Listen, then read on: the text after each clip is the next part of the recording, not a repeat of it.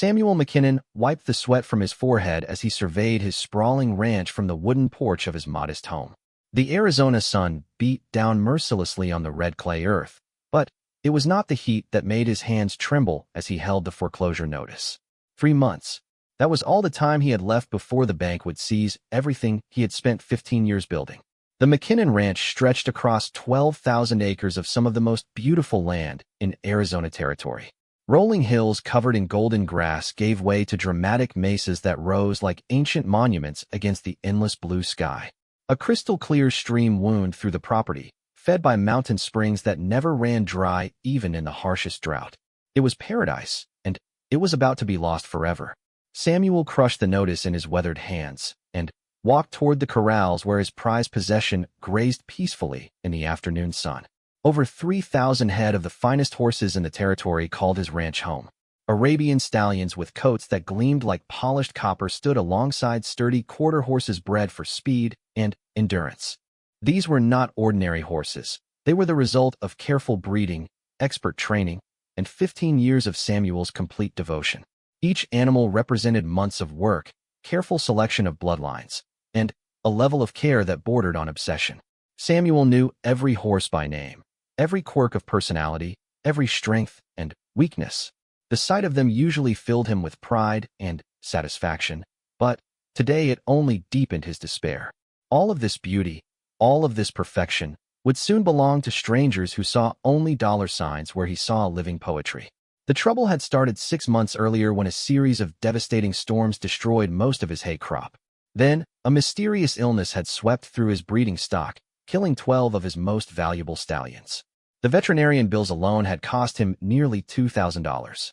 When cattle rustlers struck 3 times in 2 months, stealing over 100 head of his best horses, Samuel found himself drowning in debt with no way to recover. He had approached every bank in the territory, hat in hand, begging for an extension on his loans. The answer was always the same: pay in full or lose everything. Samuel had built his reputation on integrity and hard work, but integrity did not pay creditors, and hard work could not undo the disasters that had befallen his ranch. As the sun began to set, painting the sky in brilliant shades of orange and purple, Samuel made his way to the small cemetery on the hill overlooking his property. 2 simple wooden crosses marked the graves of his parents, who had died of fever during his 2nd year on the ranch. He knelt between the graves and spoke to them as he had done countless times before. "I don't know what to do," he whispered to the evening wind. "I've tried everything I can think of. I've sold everything that isn't nailed down. I've begged and pleaded with every banker from Tucson to Phoenix. There's got to be something I'm missing, some way to save this place." The wind rustled through the mesquite trees, carrying with it the scent of sage and desert flowers. In the distance, Samuel could hear the soft whinnying of his horses as they settled in for the night. This land was in his blood now, as much a part of him as his own heartbeat. The thought of losing it felt like losing a piece of his soul. Samuel's thoughts turned to his nearest neighbors, the Apache tribe that had made their home in the mountains 20 miles to the north. For 15 years, he had maintained an uneasy but respectful relationship with Chief Victorio and his people. Unlike many of the other ranchers in the area, Samuel had never tried to drive the Apache away or treat them as enemies.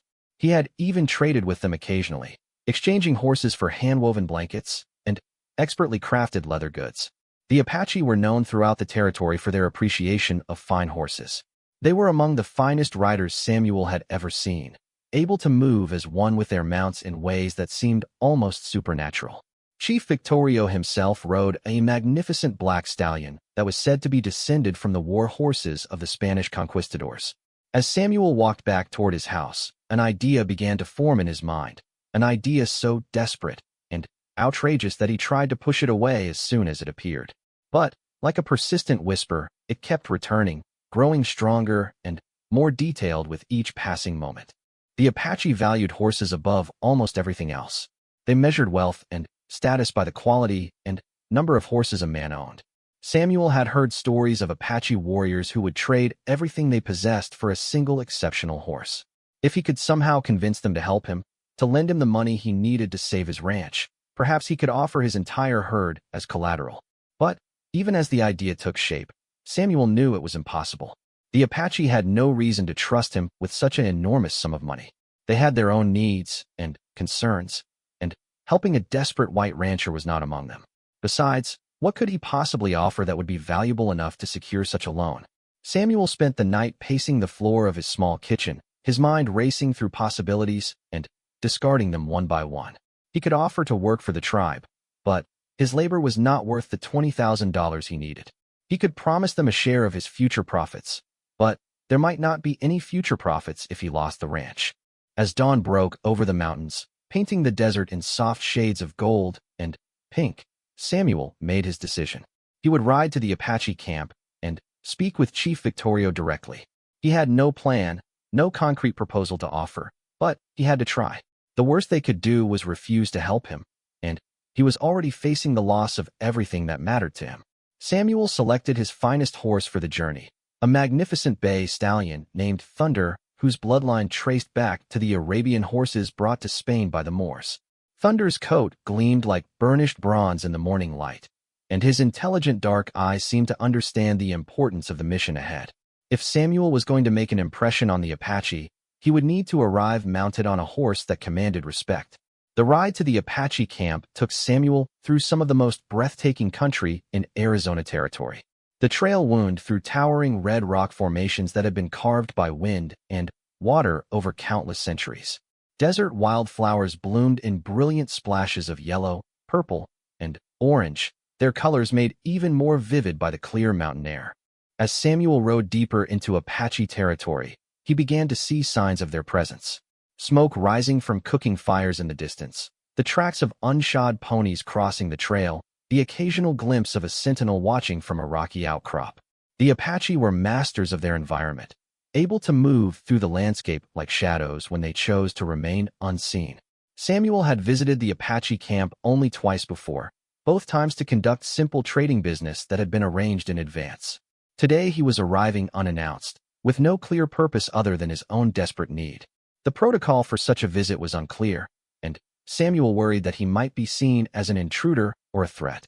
The Apache camp was larger than Samuel remembered, with over 50 lodges arranged in a loose circle around a central area where the cooking fires burned.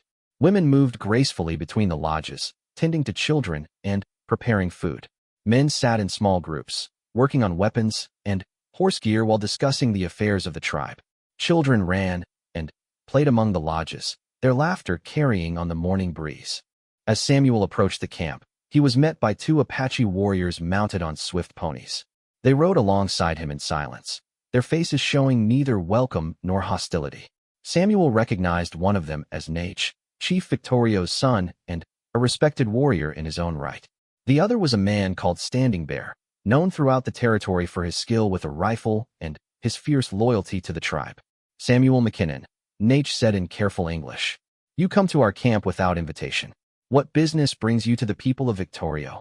Samuel brought Thunder to a halt and dismounted as a sign of respect. I come seeking an audience with your father, he replied.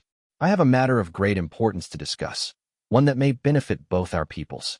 Standing Bear studied Samuel with eyes as sharp as a hawk's. The white rancher speaks of benefit to the Apache. This is strange talk. What benefit has the white man ever brought to our people? Samuel felt the weight of history behind Standing Bear's words. The relationship between the Apache and the white settlers had been marked by decades of conflict, broken promises, and mutual distrust. Many Apache had been killed or driven from their traditional lands by white soldiers and settlers. Samuel was asking for trust from a people who had little reason to trust any white man. I do not come as a representative of all white men, Samuel said carefully. I come as Samuel McKinnon, a neighbor who has always tried to deal honorably with your people. I come seeking help, and I am prepared to offer something valuable in return. Nate and Standing Bear exchanged a look that Samuel could not interpret. After a long moment, Nate nodded toward the center of the camp. Come, my father will hear your words. But know that if you speak with a forked tongue, you will not leave this camp alive. Samuel remounted Thunder and followed the two warriors toward the largest lodge in the camp. Chief Victorio emerged as they approached, and Samuel was struck once again by the man's commanding presence. Though he was well past 60 years of age, Victorio moved with the grace and power of a much younger man. His weathered face bore the lines of a life spent outdoors, and His dark eyes held the wisdom of a man who had led his people through some of the most difficult times in their history. Samuel McKinnon, Chief Victorio said in a voice that carried the authority of absolute leadership. You come to our camp with the look of a man who carries a great burden. Speak your words, and we will hear them.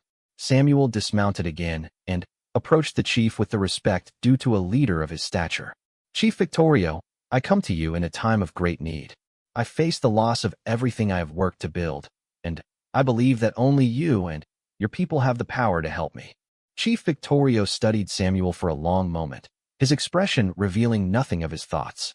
Around them, the normal activities of the camp had slowed as word spread that the white rancher was asking for help from the chief. Samuel could feel dozens of eyes upon him, watching to see how this unusual encounter would unfold. Tell me of this need, Chief Victorio said finally. Tell me why the man who owns more horses than any other white man in the territory comes begging to the Apache for help. Samuel took a deep breath and began to tell his story. He spoke of the disasters that had befallen his ranch, the deaths of his prized stallions, the stolen horses, the failed crops, and the debts that now threatened to destroy everything he had built. He spoke honestly about his failures and his fears, holding nothing back from the Apache leader. As Samuel spoke, he watched Chief Victorio's face for any sign of sympathy or understanding. The chief listened in silence, his expression never changing, his dark eyes fixed steadily on Samuel's face. When Samuel finished his account, the camp had fallen completely silent except for the crackling of the cooking fires and the soft whinnying of horses in the distance. You speak of losing your horses, Chief Victorio said finally. To the Apache, a man without horses is a man without honor, without wealth, without the means to care for his family. We understand your sorrow. But, tell me, Samuel McKinnon, what can you offer the Apache in exchange for the help you seek? What do you have that we need? Samuel felt his heart begin to race as he prepared to voice the desperate idea that had formed during his sleepless night. It was a proposal so bold and unprecedented that he could hardly believe he was considering it. But, with everything he loved hanging in the balance, Samuel was prepared to risk everything on one impossible gamble. Chief Victorio, Samuel said, his voice steady despite the enormity of what he was about to propose. I offer you my entire herd of horses, over 3,000 of the finest animals in the territory, in exchange for $20,000 to save my ranch. But, more than that, I offer you something that no white man has ever offered to the Apache people.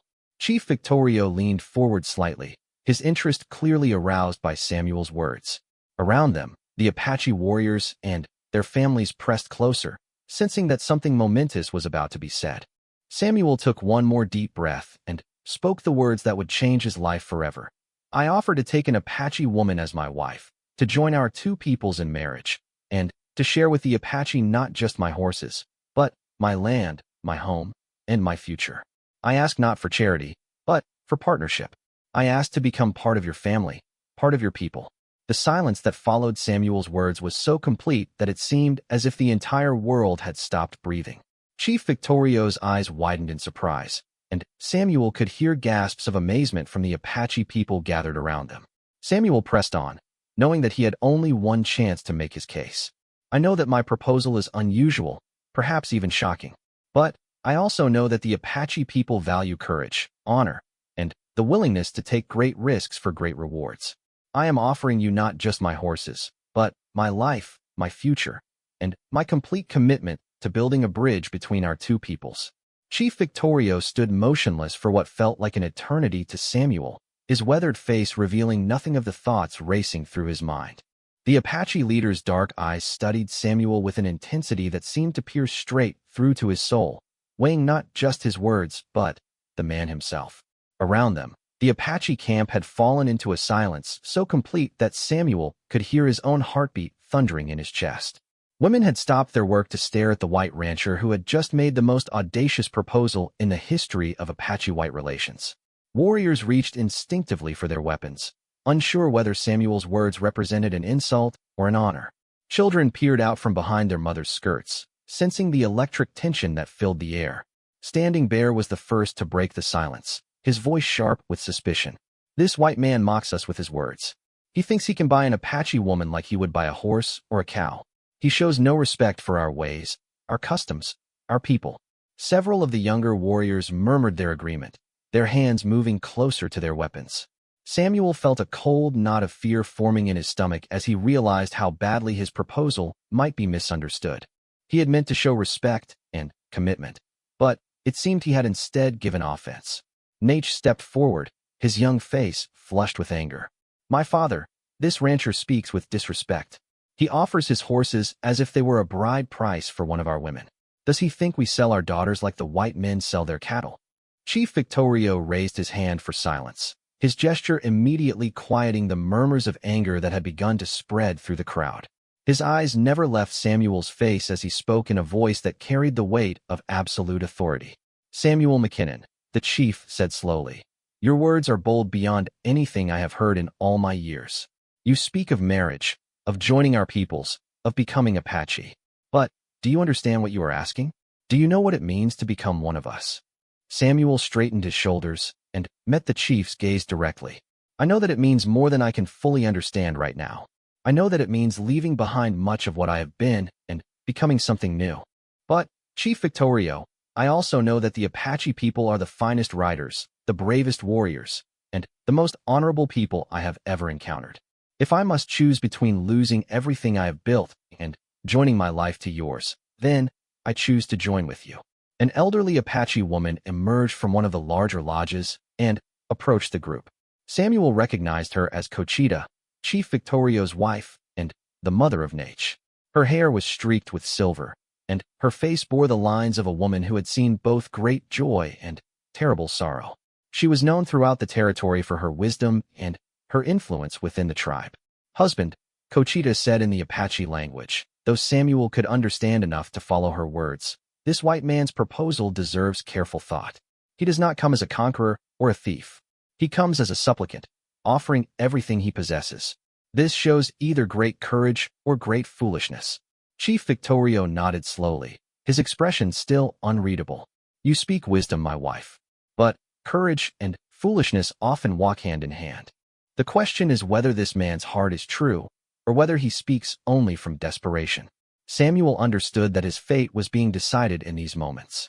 Everything he had worked for, everything he hoped to preserve, hung in the balance as the Apache leaders debated his proposal. He forced himself to remain silent, knowing that any further words from him might tip the scales against his favor. Cochita studied Samuel with the same penetrating gaze as her husband, but there was something different in her expression, a hint of curiosity, perhaps even sympathy. "Tell me, Samuel McKinnon," she said in careful English, "if you were to marry one of our daughters, would you expect her to abandon her people and live as a white woman? Would you try to change her into something she is not?" Samuel had not considered this question during his desperate planning, but the answer came to him immediately and with complete certainty. "No, honored mother. If an Apache woman were to accept me as her husband, I would learn her ways, her language, her customs. I would not ask her to change who she is. I would change to become worthy of her." This answer seemed to surprise several of the Apache people, including Nate, whose expression of hostility began to soften slightly. It was not the response they had expected from a white man. Chief Victorio exchanged a meaningful look with his wife before turning back to Samuel. "You speak of offering 3,000 horses for this marriage. You speak of offering your land and your future. But what of the woman? Do you care nothing for her thoughts, her feelings, her choice in this matter?" Samuel felt heat rise to his cheeks as he realized another crucial flaw in his desperate proposal. He had been so focused on saving his ranch that he had not properly considered the feelings of the Apache woman who would be affected by his offer. "Chief Victorio, you are right to question this. I have been thinking like a man who is drowning, grasping for anything that might save him. If there is an Apache woman who would consider such a marriage, then the choice must be hers to make freely. I would not force any woman to accept me, regardless of what I might offer in return." Chief Victorio stood and began to pace slowly around Samuel, his moccasined feet making no sound on the packed earth. The entire camp watched in fascination as their leader considered this unprecedented situation. Samuel had heard that the chief sometimes spent hours in thought before making important decisions, and he prepared himself for a long wait. "You know our ways," Chief Victorio said suddenly. "You know that among the Apache, women are not property to be bought and sold. They are the heart of our people, the carriers of our bloodline, the teachers of our children. A woman chooses her own husband, and Her family must approve of the match. Samuel nodded eagerly. Yes, Chief, I understand this. I meant no disrespect to your customs. I only wish to show the depth of my commitment and the value I place on joining your people. But you also know, Chief Victorio continued, that the Apache have never welcomed a white man as one of our own. You would be the first. There would be many who would never accept you, many who would see you always as an outsider, an enemy. Samuel had considered this possibility as well, and it filled him with uncertainty. He had no illusions about the difficulty of the path he was proposing. But when he weighed those difficulties against the certain loss of everything he had built, the choice seemed clear. I understand the challenges, Chief Victorio. But I also believe that if I prove myself worthy, if I show respect for Apache ways and contribute to the welfare of the tribe, I might eventually earn acceptance. I am willing to spend the rest of my life trying to prove myself worthy of that acceptance.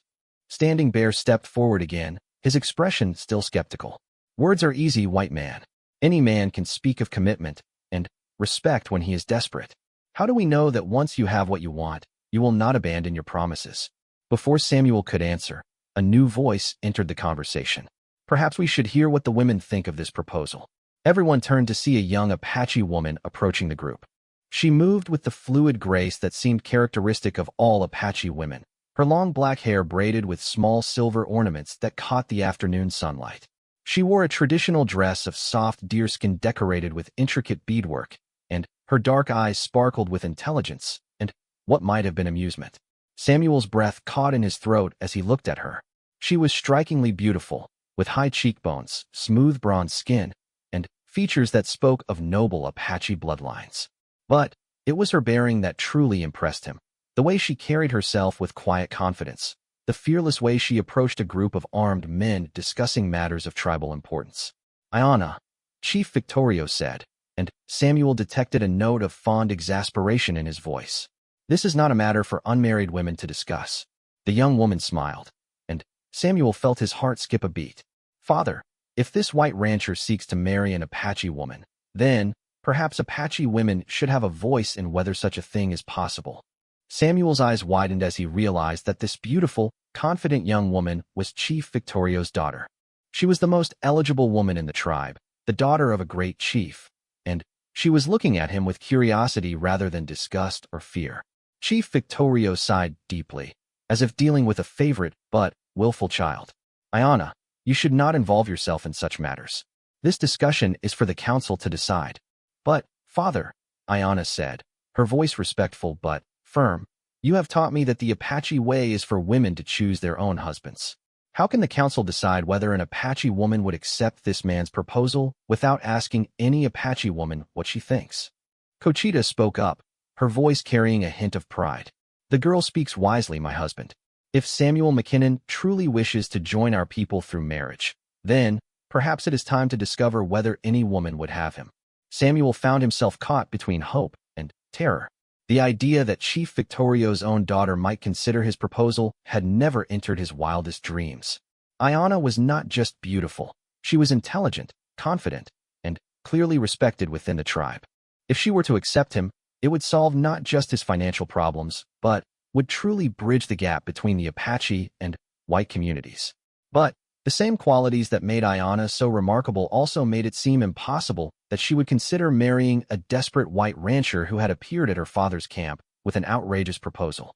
Samuel forced himself to remember that this was still just a discussion. Nothing had been decided, and nothing might come of his desperate gamble. Chief Victorio looked from his daughter to Samuel and back again, clearly troubled by this unexpected development. Ayana, you do not understand what this man is proposing. He speaks of marriage, but he knows nothing of our ways, our language, our beliefs. How could such a union bring anything but unhappiness? Ayana stepped closer to Samuel, studying him with the same intense gaze that her father had used. Samuel tried to stand straighter under her scrutiny, acutely aware of how he must appear to her, a dusty, desperate white man whose very presence in the camp was an intrusion. Tell me, Samuel McKinnon, Ayana said in English that was more fluent than he had expected, why do you believe that an Apache woman would want to marry you? What do you offer besides horses and desperation? The directness of her question caught Samuel off guard. He had prepared arguments about the benefits his proposal would bring to the tribe, but he had not really considered what he personally might offer to a wife. The question forced him to look beyond his immediate crisis and consider what kind of husband he would be. "I offer honesty," Samuel said after a long pause. "I will not pretend to be something I am not.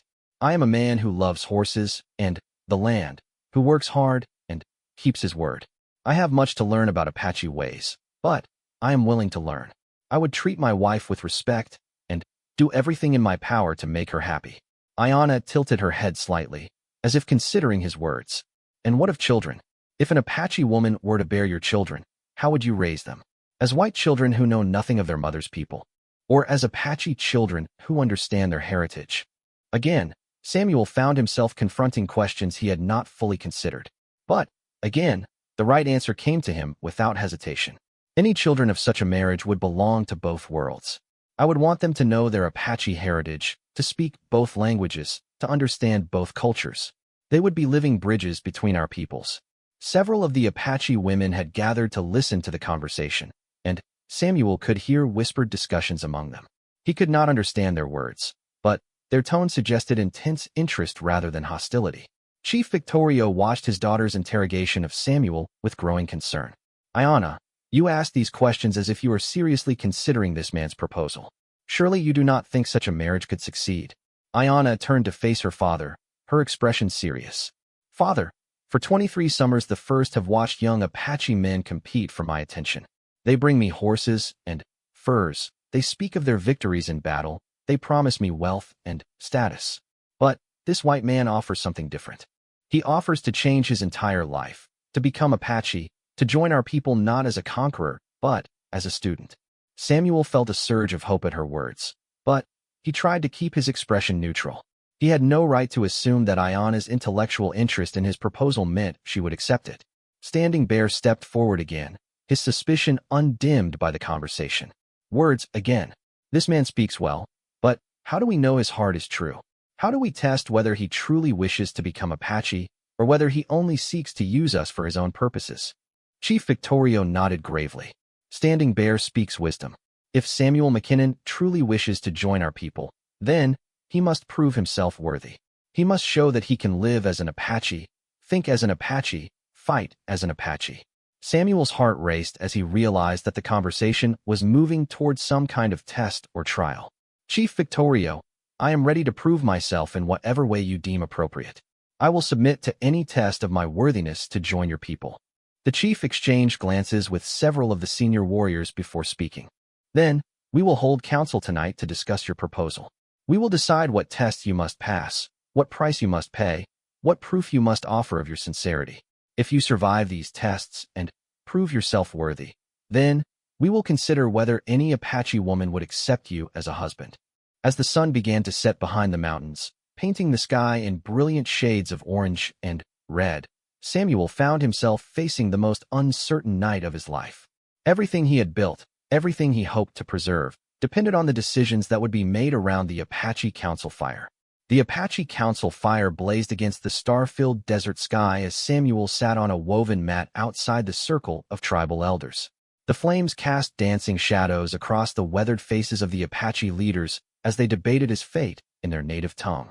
Though Samuel could understand only fragments of their conversation, he could sense the gravity of their deliberations in every gesture and inflection. Chief Victorio sat at the head of the council, his presence commanding even in silence. Around him sat 12 of the most respected men in the tribe, warriors who had fought in countless battles, hunters who could track prey across bare rock, and wise men whose counsel was sought on all matters of importance to the Apache people. Samuel had been waiting for 3 hours, listening to the rise and fall of voices as the council members argued the merits and dangers of his unprecedented proposal. Occasionally he would catch a familiar word: horses, white man, marriage, danger, but the full content of their debate remained a mystery to him. Ayanna had not been present at the council fire, as was proper according to Apache custom.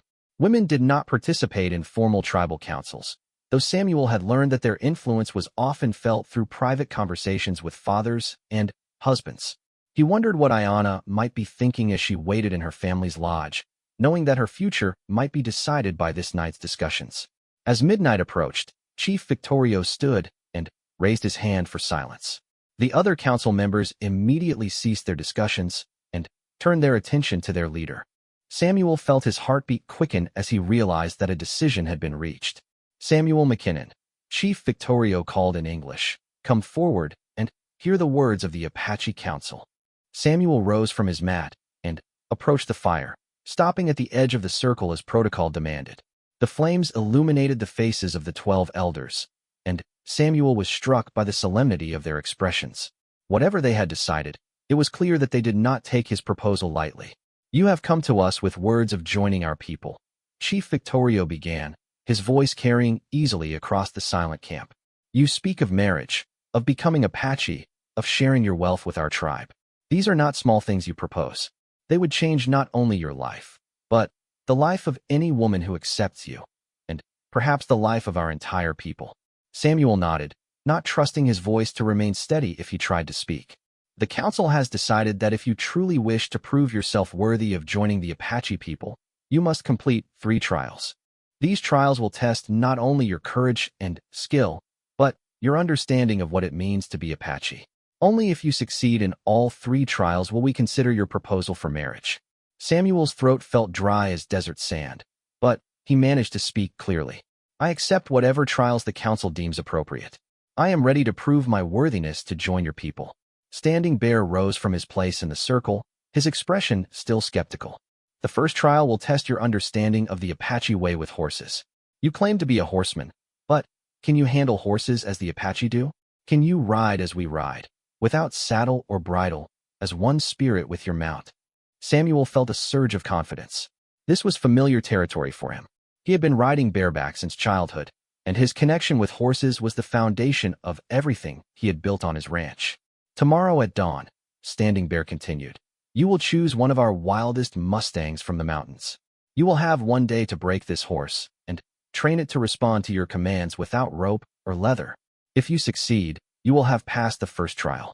If you fail, you will leave our camp and never return."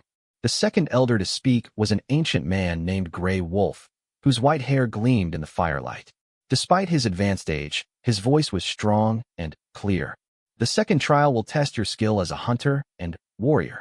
The Apache must be able to provide food for their families and defend them from danger. You will track and kill a mountain lion that has been taking horses from our herds. You will do this alone, with only traditional Apache weapons, a bow, arrows, and a knife. You will bring back the lion's pelt as proof of your success." Samuel felt his confidence waver slightly. He was a competent hunter, but tracking and killing a mountain lion with primitive weapons was far beyond anything he had ever attempted. The big cats were cunning, dangerous predators that could kill a man with a single swipe of their powerful claws. The third elder to speak was a middle-aged man called Red Hawk, known throughout the tribe for his wisdom and spiritual insight. "The third trial will test your understanding of the Apache spirit, our connection to the land and the ancestors. You will undergo the vision quest, spending 4 days and nights alone on the sacred mountain with no food or water, seeking guidance from the spirits. Only if the spirits accept you and grant you a vision will you be considered worthy to join our people." Samuel's mouth went completely dry. A vision quest was one of the most sacred and dangerous rituals of the Apache people. Many young warriors who attempted it did not survive the 4 days without food or water in the harsh desert environment. For a man who had not been raised in Apache ways, the chances of survival seemed slim indeed. Chief Victorio studied Samuel's face as the enormity of the trials became clear. "You may withdraw your proposal, Samuel McKinnon. No one would think less of you for recognizing that the path you have chosen is too difficult. These trials are dangerous, and failure in any one of them could mean your death." Samuel looked around the circle of Apache elders, seeing the mixture of skepticism, curiosity, and respect in their weathered faces. These men had spent their entire lives mastering the skills that would be tested in the trials. They were offering him a chance to prove himself by their standards, but those standards were among the highest in the world. For a moment, Samuel considered Chief Victorio's offer to withdraw. He could return to his ranch, sell what he could, and start over somewhere else with whatever money remained. It would mean abandoning 15 years of work, but it would also mean avoiding almost certain death in the trials ahead. Then, Samuel thought of his parents' graves on the hill overlooking his ranch, of the 3,000 horses that depended on him for their care, of the land that had become as much a part of him as his own heartbeat. He thought of Ayana's intelligent dark eyes as she questioned him about his motives and his character. Most of all, he thought of the possibility, however remote, of building something truly meaningful between the Apache and white communities. "I accept the trials," Samuel said, his voice steady and clear. "I will prove myself worthy of joining the Apache people, or I will die in the attempt." A murmur of surprise rippled through the council. Several of the elders nodded with what appeared to be approval, while others shook their heads as if they believed Samuel was signing his own death warrant. Chief Victorio stood and walked around the fire to where Samuel waited. "Then, we will begin at dawn with the first trial. Tonight, you will sleep as our guest. Tomorrow, you will begin your journey to become Apache or to die trying." As the council fire began to die down and the elders dispersed to their lodges, Samuel found himself alone with Chief Victorio. The Apache leader studied him with the same penetrating gaze he had used that afternoon, as if trying to see into Samuel's very soul. "Tell me truthfully, Samuel McKinnon," the chief said quietly. "Do you believe you can survive these trials? Do you truly understand what you have committed yourself to?" Samuel met the chief's gaze directly. "I understand that the trials are dangerous and that I may not survive them. But I also understand that without them, I will certainly lose everything that makes my life worth living. I would rather die trying to build something meaningful than live knowing I gave up without fighting." Chief Victorio nodded slowly. "That is a very Apache way of thinking. Perhaps there is hope for you after all." As Samuel was led to a guest lodge for the night, he caught sight of Ayana watching from the entrance to her family's lodge. Their eyes met across the dying firelight, and Samuel thought he saw something in her expression that might have been concern or even encouragement. The sight gave him strength as he faced the trials that awaited him with the sunrise. Dawn came too quickly for Samuel's liking, arriving with the sound of horses whinnying and the smell of coffee brewing over cooked fires. He had slept little during the night, his mind racing through everything he knew about handling wild horses. The first trial would be challenging, but it was the one he felt most confident about attempting.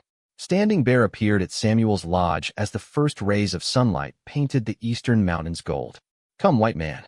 It is time to see if you can truly handle horses as you claim." They walked to the edge of the Apache camp where a temporary corral had been constructed from strong poles and rope. Inside the corral stood one of the most magnificent and terrifying horses Samuel had ever seen, a coal-black stallion that stood at least 16 hands high, with wild eyes and a mane that flew like a battle flag as he paced the confines of his prison. "This is Shadow," Standing Bear said with a grim smile. "He was captured in the mountains 3 days ago. No man has ever ridden him. He has injured 2 of our best horsemen in their attempts to break him. If you can ride this horse without saddle or bridle before the sun sets today, you will have passed the first trial." Samuel studied the magnificent animal, taking note of the way Shadow moved, the alertness of his eyes, the proud arch of his neck. This was not just a wild horse. This was a king among horses, an animal that had lived free in the mountains and had no intention of submitting to human authority without a fierce fight. "What happens if I fail?" Samuel asked. Standing Bear's smile grew wider.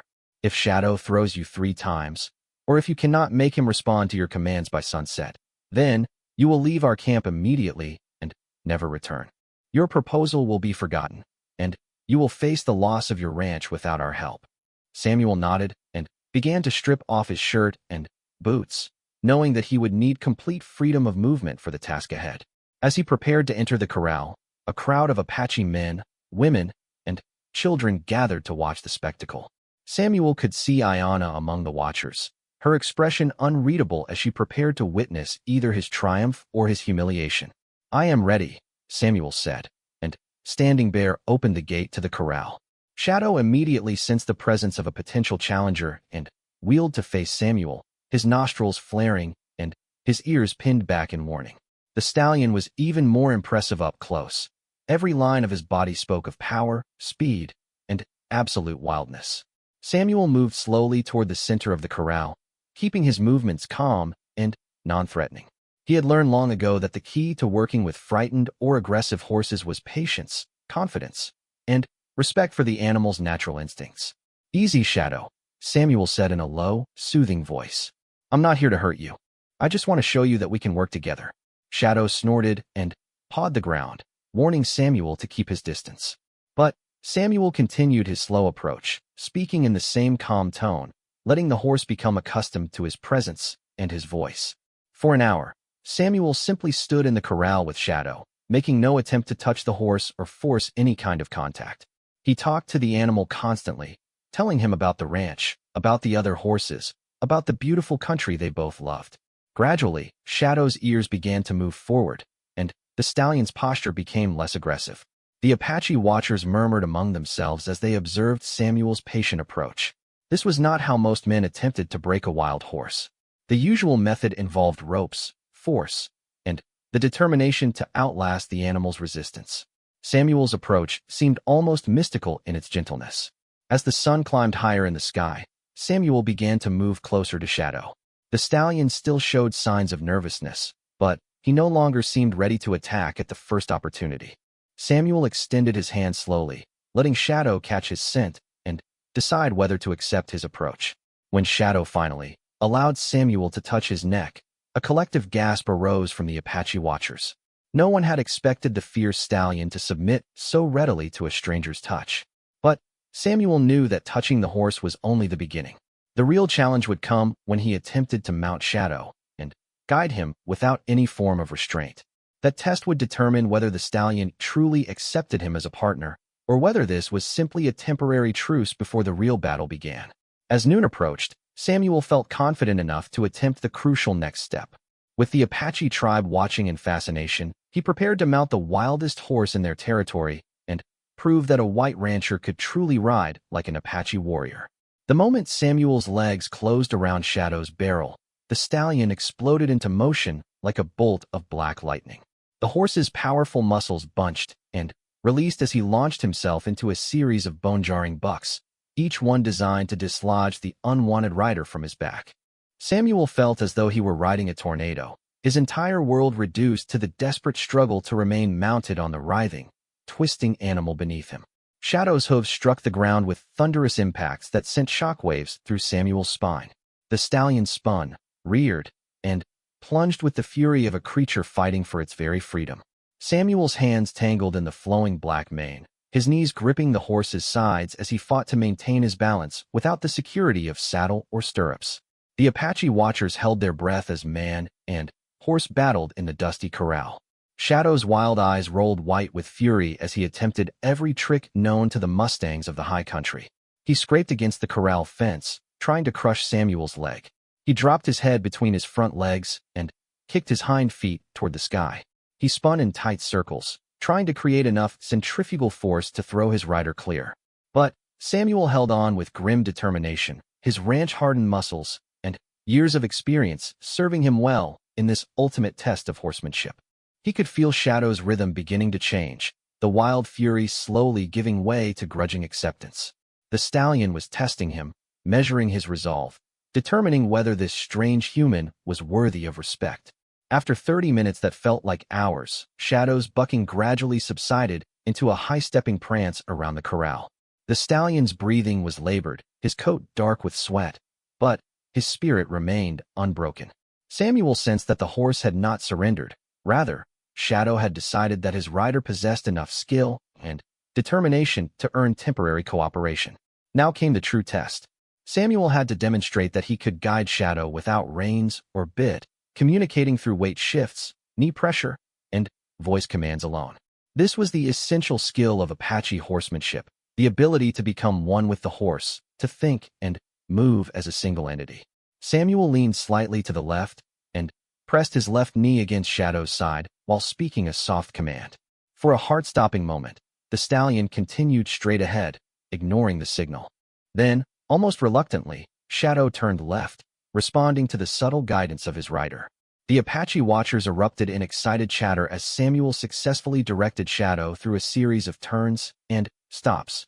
The stallion's responses were grudging at first, but as the afternoon wore on, horse and rider began to move with increasing harmony.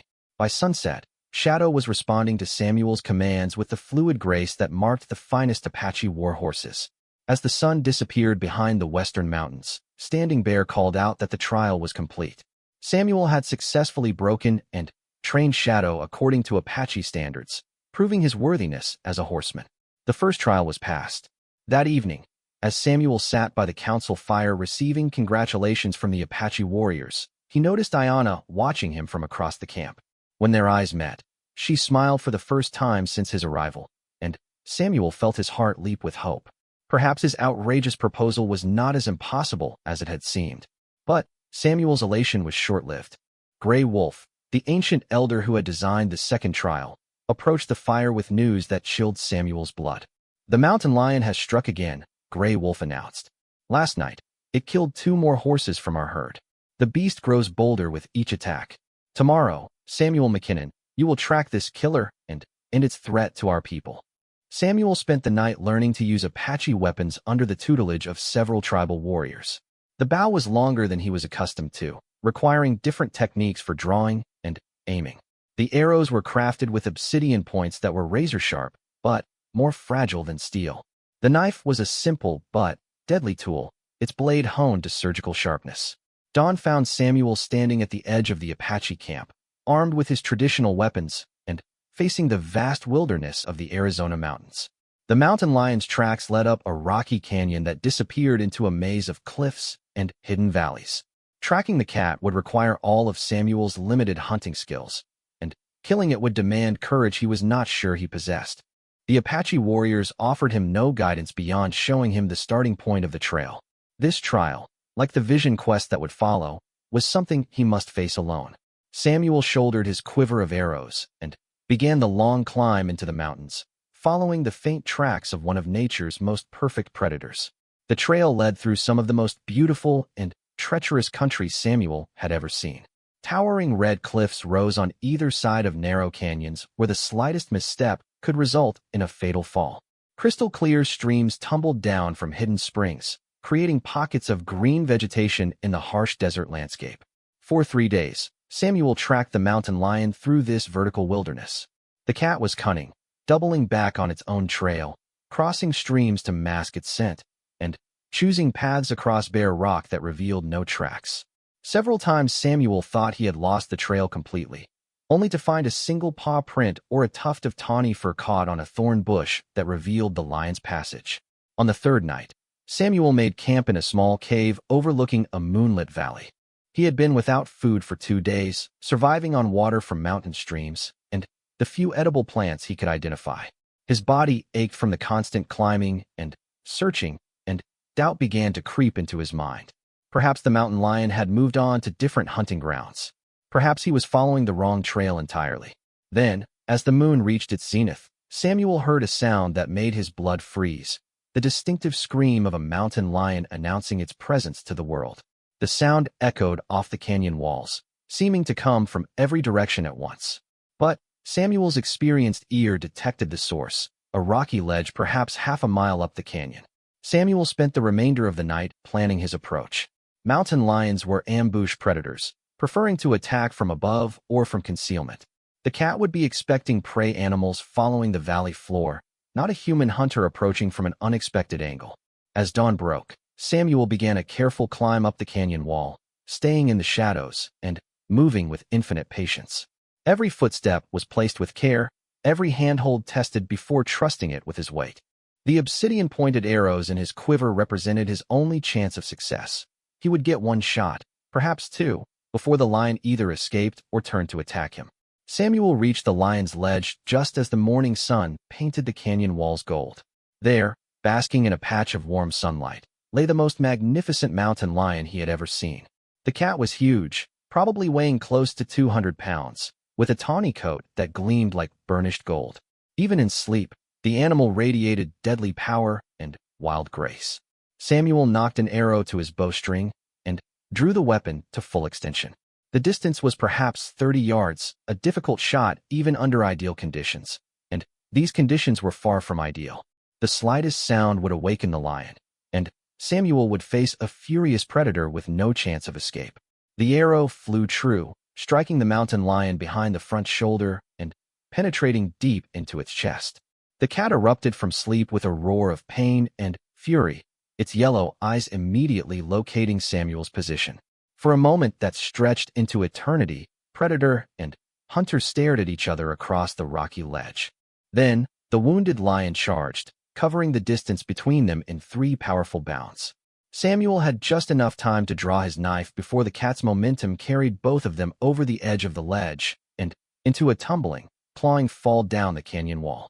Samuel awakened hours later, battered and bleeding, but miraculously alive. The mountain lion lay motionless beside him, its magnificent body finally still. Samuel's arrow had found its mark, and the cat's heart had stopped during their violent descent. The second trial was complete. Samuel spent the better part of 2 days skinning the lion and preparing its pelt according to Apache traditions. When he finally stumbled back into the tribal camp, carrying the golden skin as proof of his success, the Apache warriors greeted him with respect that bordered on awe. Even Standing Bear, his harshest critic, nodded approval at the magnificent trophy. But Samuel's greatest reward came when Ayanna approached him as he displayed the lion's pelt before Chief Victorio. She said nothing, but her dark eyes sparkled with pride and perhaps something more. For the first time since arriving at the Apache camp, Samuel began to believe that his desperate gamble might actually succeed. Chief Victorio examined the mountain lion's pelt with obvious admiration.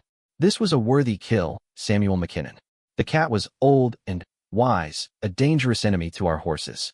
You have shown courage and skill in bringing it down. Samuel bowed his head respectfully.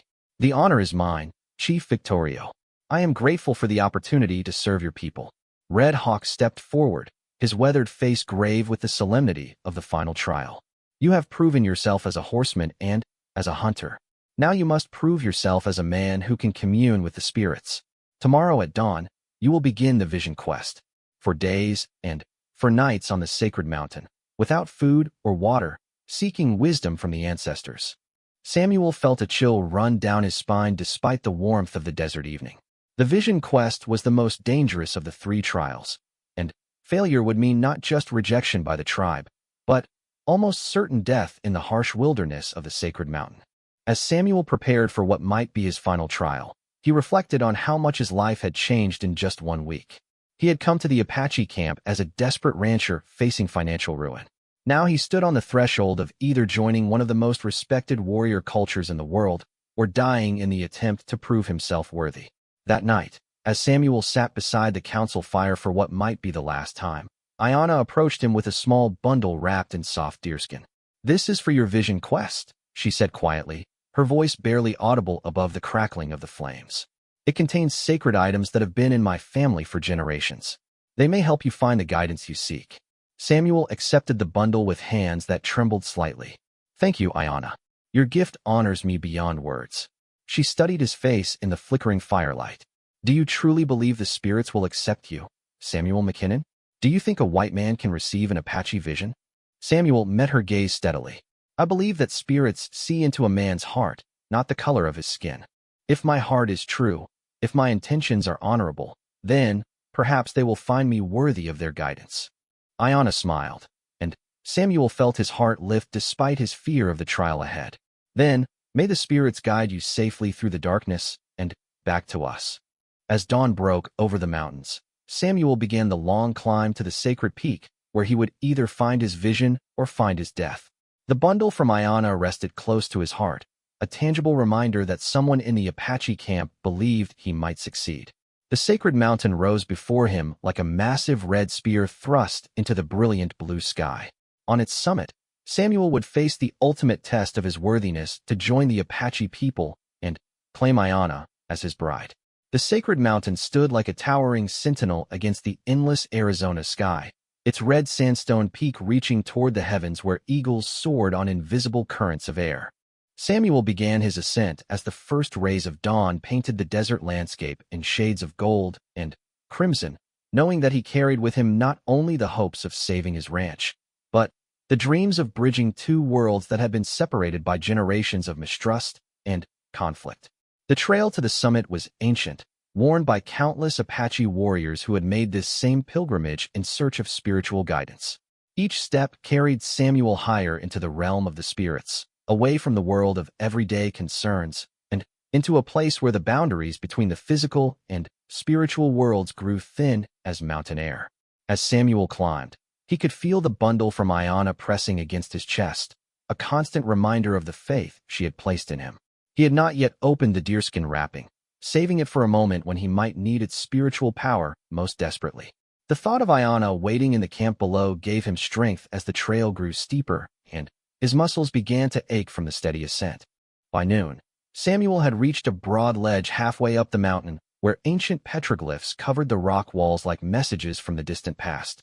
The carved symbols depicted hunters and animals, warriors and spirits, the eternal dance between the human and natural worlds that formed the heart of Apache spirituality. Samuel paused to study the ancient artwork, sensing that these images might hold clues to understanding the vision he sought. The sun beat down mercilessly as Samuel continued his climb, and he could feel his body beginning to rebel against the lack of food and water. Apache warriors traditionally began their vision quest by fasting for several days before even starting the ascent, but Samuel had not had that luxury of preparation. He was attempting one of the most demanding spiritual trials known to any culture while still recovering from his battle with the mountain lion. As the afternoon wore on, Samuel's thoughts began to drift and blur. Hunger gnawed at his stomach, and thirst made his tongue feel like leather in his mouth. The trail seemed to stretch endlessly upward, each turn revealing only more steep rock face to climb. Samuel began to understand why many Apache warriors did not survive their vision quest. The mountain was as much a physical test as a spiritual one. The sun was setting behind distant peaks when Samuel finally reached the summit of the sacred mountain. The view was breathtaking, hundreds of miles of desert and mountain country spread out in every direction, painted in brilliant shades of orange and purple by the dying light. Samuel could see the Apache camp far below, looking like a collection of tiny dots in the vast landscape. According to Red Hawk's instructions, Samuel was to remain on the summit for 4 full days and nights, seeking a vision that would prove his worthiness to join the Apache people. He was to build no fire, construct no shelter, and consume no food or water during his vigil. If the spirits deemed him worthy, they would send him a vision. If not, he would either return to the camp in failure or perish on the mountain. Samuel found a comfortable spot among the rocks and settled in to wait as darkness fell over the mountain. The desert night was surprisingly cold, and without fire or blankets, Samuel found himself shivering as the temperature dropped. The stars appeared one by one in the clear mountain air, their brilliance undimmed by any earthly light. The first night passed slowly, filled with strange sounds and shifting shadows that might have been spirits or might have been tricks of Samuel's increasingly exhausted mind. He dozed fitfully, jerking awake whenever he heard the cry of a night bird or the scrabble of small animals among the rocks. The second day brought blazing heat that seemed to leach the remaining moisture from Samuel's body. His lips cracked and split, his throat burned with thirst, and his empty stomach cramped with hunger. Hallucinations began to flicker at the edges of his vision. Phantom riders crossing the desert below, faces appearing in the rock formations, voices calling his name on the wind. By the third day, Samuel was barely conscious. He lay among the rocks like a piece of driftwood, his body shutting down as dehydration and starvation took their toll. It was then, as his rational mind finally surrendered to the overwhelming demands of his physical ordeal, that the vision began. Samuel found himself standing in a vast meadow filled with horses of every color and description. Thousands of magnificent animals grazed peacefully in grass that was greener than any he had ever seen, their coats gleaming like jewels in the golden light of an eternal afternoon. At the center of the meadow stood the most beautiful horse Samuel had ever imagined, a white stallion whose presence seemed to radiate wisdom and power. As Samuel approached the white stallion, the animal spoke to him in a voice that resonated not in his ears, but in his very soul. "Samuel McKinnon, you have come far from the world of men seeking truth and belonging. Tell me, what do you truly desire?" Samuel found that he could speak freely in this spiritual realm, his voice strong and clear despite his physical condition. "I desire to save my ranch, to preserve the home I have built with my own hands. But, more than that, I desire to build bridges between peoples who have been enemies, to create understanding where there has been only conflict." The white stallion's eyes seemed to hold the wisdom of ages. "And what are you willing to sacrifice to achieve these desires? What price are you prepared to pay for the privilege of joining two worlds?" Samuel considered the question carefully, understanding that his answer would determine not only his fate, but the fate of everyone who depended on his decision. "I am willing to sacrifice my old life, my old way of thinking, my old prejudices and limitations. I am willing to become something new, something that has never existed before, a bridge between Apache and white, a man who belongs to both worlds and can serve both peoples. And if the woman you seek to marry does not love you, if she accepts you only out of duty to her people, will you still consider your sacrifice worthwhile? This question struck at the heart of Samuel's deepest fears. Throughout his trials, he had assumed that proving his worthiness to the tribe would automatically win Iana's affection. But the spirit's question forced him to confront the possibility that she might agree to marry him without truly caring for him as a man. I would rather have Iana's respect and friendship than any other woman's love, Samuel answered honestly. If she accepts me as a husband, I will spend every day of my life trying to earn her affection. If she can never love me, I will accept that fate and still consider myself blessed to call her my wife. The white stallion nodded slowly, as if Samuel's answer had satisfied some crucial test. Then, hear the wisdom of the spirits, Samuel McKinnon. Your trials have shown courage, but courage alone is not enough. Your heart must be cleansed of all deception, all hidden motives, all selfish desires. Can you honestly say that you seek to join the Apache people for their sake, as well as your own? Samuel felt the spirit's gaze penetrating to the deepest corners of his soul, examining every motive and intention. Under that supernatural scrutiny, all his carefully constructed justifications fell away, leaving only raw truth. I began this quest seeking to save my ranch and my horses, Samuel admitted. But I have learned that what I truly seek is a place to belong, a people to call my own, a purpose greater than my individual desires. I want to join the Apache people not just to save what I have built, but to help build something greater than anything either of our peoples could create alone. And if saving your ranch required betraying your Apache family, if you had to choose between your old life and your new one, which would you choose? Without hesitation, Samuel gave his answer. I would choose the Apache way. The ranch is just land and buildings and animals. The Apache people would be my family, my tribe, my future. Nothing is more important than family. The white stallion reared up on its hind legs, its hooves seeming to strike sparks from the air itself. Then, receive the blessing of the spirits, Samuel McKinnon. You have proven yourself worthy not just of joining the Apache people, but of leading them toward a new future. Your vision quest is complete. The spiritual meadow began to fade around the edges, but before it disappeared entirely, Samuel saw one final image that burned itself into his memory. Iana appeared beside the white stallion, dressed in traditional Apache wedding garments, her dark eyes shining with love and acceptance. She spoke no words, but her smile conveyed everything Samuel needed to know. Samuel awakened on the fourth morning of his vision quest to find Red Hawk and Standing Bear climbing the final approaches to the summit. The two Apache warriors moved with urgent haste, clearly concerned for Samuel's survival after his extended ordeal. Samuel McKinnon, Red Hawk called as he reached the summit. Do you live? Do you breathe? Samuel struggled to sit up, his body weak, but his spirit soaring with the power of his vision. I live, honored elder, and I have received the blessing of the spirits. Standing Bear studied Samuel's face with the expertise of a man who had witnessed many vision quests. Whatever he saw there seemed to satisfy him, for his expression of skepticism was replaced by grudging respect. Tell us of your vision, Red Hawk commanded. What did the spirits reveal to you? Samuel recounted his spiritual experience in detail, describing the meadow of horses, the conversation with the white stallion, and the final blessing he had received. As he spoke, both Apache warriors listened with growing amazement. Such powerful visions were rare, even among Apache warriors who had spent their entire lives preparing for this spiritual trial. When Samuel finished his account, Red Hawk and Standing Bear exchanged meaningful glances. This is indeed a true vision, Red Hawk declared. The spirits have accepted you as one of us. Your trials are complete, and you have proven yourself worthy to join the Apache people.